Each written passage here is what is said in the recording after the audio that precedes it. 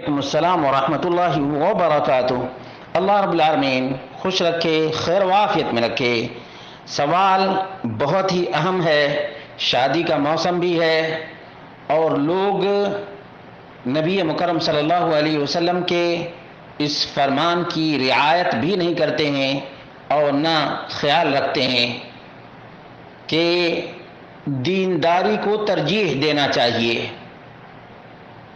آج کل رواج یہ بنا ہے کہ ماں کہتی ہے ہماری بھانجی سے شادی کر لو، ماں کہتی ہے ہماری بھتیجی سے شادی کر لو، تو کوئی اور کہتا ہے کہ فلاں ہمارے رشتہ دار اچھے ہیں اس لیے اس گھر میں ہم رشتہ کریں گے۔ دینداری نہیں، رشتہ داری نبھاتے ہیں، دینداری نہیں نبھاتے ہیں۔ ایسے موقع پر یہ سوال بہت ہی مناسب ہے کہ اللہ کے رسول صلی اللہ علیہ وسلم نے شادی کے سلسلے میں کیا رہنمائی کی ہے۔ صحیح بخاری میں 5090 اور صحیح مسلم میں 1466 نمبر کی روایت ہے۔ اللہ کے رسول صلی اللہ علیہ وسلم نے جس چیز کا حکم دیا وہ آخر میں بیان کیا ہے، اور اسی سے اندازہ ہوتا ہے کہ آج جو ہماری شادیاں ناکام ہیں،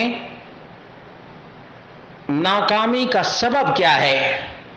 بے دینی ہے، بے دینی، رسول اللہ صلی اللہ علیہ وسلم کی نافرمانی ہے، نافرمانی۔ آج کوئی کہتا ہے کہ فلاں فرقے کے ہیں، فلاں فرقے میں شادی کریں گے۔ اللہ کے رسول صلی اللہ علیہ وسلم کا فرمان کہاں گیا؟ فرقہ بندی ہے کہیں اور کہیں ذاتیں ہیں، فرقہ بندی ہے کہیں اور کہیں ذاتیں ہیں، کیا زمانے میں پنپنے کی یہی باتیں ہیں؟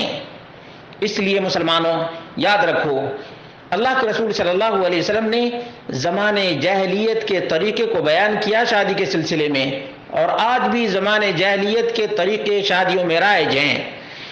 فرمایا تنکح المرأة لأربعین، 4 اسباب، 4 وجوہات کی بنا پر کسی عورت سے شادی کی جاتی ہے۔ نمبر 1، لمالہا، جہیز خوب ملے گا، جہیز خوب ملے گا، مال کے لیے عورت سے شادی کی جاتی ہے۔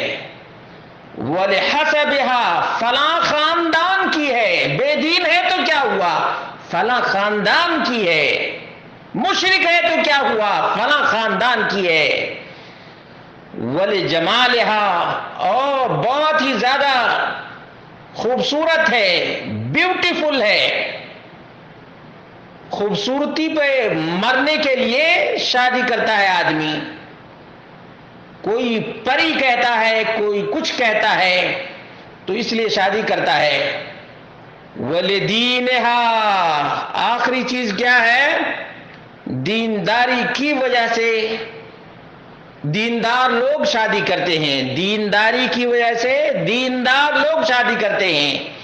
نبی مکرم صلی اللہ علیہ وسلم نے فرمایا یہ جو دینداری ہے نا، فَاظْفَرْ بِذَاتِ الدِّينِ تَرِبَتْ يَدَاكَ، تم دینداری کو ترجیح دو، دیندار عورت سے شادی کرو۔ کون سا دین؟ رب کے قرآن، نبی کے فرمان والا دین۔